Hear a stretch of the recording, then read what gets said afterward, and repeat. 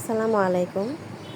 এই কাঁচা আমের সিজনে অনেকে তো অনেক রকমের আচার দেয়, তবে আমার কাঁচা আমের মধ্যে সবচেয়ে আমের মোরব্বা সবার পছন্দ। তাই আমি কাঁচা আম দিয়ে ফার্স্টেই মোরব্বা তৈরি করি এবং ঘরের সবাইকে নিয়ে খাই, তারপর অন্যান্য আচার দিই। আর এবারও তার ব্যতিক্রম হয়নি। আমি এবারও সবার আগে মোরব্বাটাই তৈরি করলাম আর সেটা আপনাদের সাথে শেয়ার করছি। কাঁচা আমগুলোকে প্রথমে আমি ছিলকা সহই মাঝখান দিয়ে কেটে নেব, কারণ কাটতে গেলে দেখা গেছে এটা পিছিল হয়ে যায়।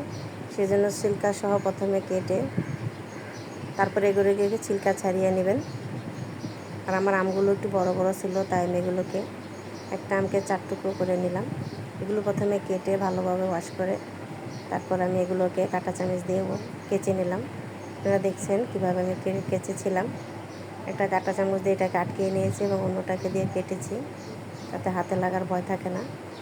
এভাবে যখন আমার সবগুলো আম কাঁচা হয়ে যাবে তখন আমি পর্যাপ্ত পরিমাণ পানি নিয়ে এগুলোকে ভালোভাবে ওয়াশ করে এর মধ্যে চুনের পানি দিয়ে দেব। পানিটা দেখতে পাচ্ছেন যখন এরকম ঘোলাটে ঘোলাটে হয়ে যাবে ওইরকম দিয়ে আমি 2 ঘন্টার জন্য রেখে দেব একপাশে। 2 ঘন্টা পর আমি এগুলোকে একটা বাটি থেকে আরেকটা বাটিতে চেপে চেপে পরিষ্কার করছি, যেন চুনের পানিটা ভিতর থেকে চলে যায়। আর এভাবে চাপলে আম থেকে টকটাও কিছু বের হয়ে যায়। এভাবে আমি 2-3 বার ভালোভাবে আমি এগুলোকে ওয়াশ করে নিয়েছি। তারপর চলে গেলাম চুলায় এখানে আমি পর্যাপ্ত পরিমাণ চিনি দিব। মোরব্বাতে চিনির পরিমাণটা বেশি লাগে।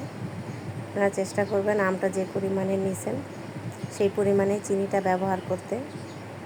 আর চিনির অর্ধেক দিবেন পানি।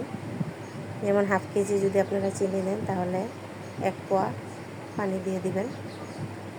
তো আমার চিনিটা যখন সম্পূর্ণভাবে গলে যাবে এর মধ্যে আমি কিছু গোটা মশলা দিলাম সামান্য পরিমাণে, জাস্ট একটু ফ্লেভারের জন্য।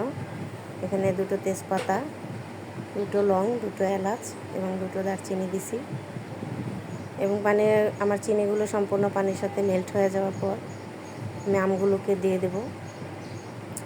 আমগুলো চিনির সাথে থাকার পর আম থেকেও কিন্তু কিছুটা পানি ছাড়বে এবং এখানে পানির পরিমাণটা বেড়ে যাবে। আর এই প্রসেসটা আমি মিডিয়াম আঁচে করব। আর চিনিগুলো আস্তে আস্তে আমের গায়ে প্রবেশ করতে থাকবে।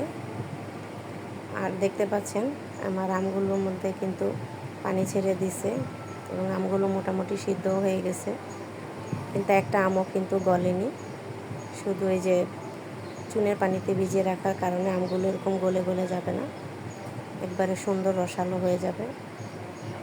এই তো আমার পানি আর আম যখন মোটামুটি থাকবে, হালকা থাকবে, এর মধ্যে আমি এটা নামিয়ে দেব। আর সারা রাত্র আমি আমগুলো এই রসের মধ্যে দিয়ে দেব। যতটুকু রস ছিল আমগুলো সবগুলো রস শুষে নিয়েছে। এই যে এখানে দেখতে রসের পরিমাণ একেবারেই নেই। আপনারা চাইলে আর একটু রসও রাখতে পারেন। আর এভাবে আপনারা একটি কাচের বয়ামে ভরে বেশ কয়েক মাসই রাখতে পারবেন। তবে আমারগুলো কিন্তু থাকবে না, এগুলো আমার শেষ হয়ে যাবে। এই তো আমার মোরব্বা তৈরি করা হয়ে গেছে। ধন্যবাদ সবাইকে আমার ভিডিওটি দেখা।